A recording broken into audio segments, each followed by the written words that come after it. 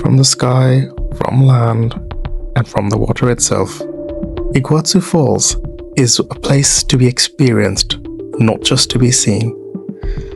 While the Argentinian side is more popular and more famous, the Brazilian side packs a punch as well. In fact, it is the only side one can see Iguazu Falls from the air, and that was something unique to experience. Taking to a helicopter, flying over these majestic falls and looking down on them reminds us of the wonders of this earth. This is one of the 7 wonders of nature after all.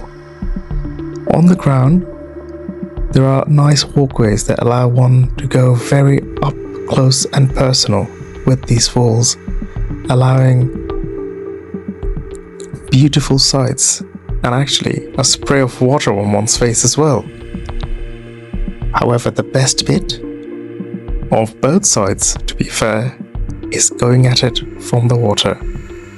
A boat ride takes one through the jungle, up the river, and right into the falls, spraying and completely giving a shower right under a waterfall. What an experience to have. Iguazu Falls, Brazil.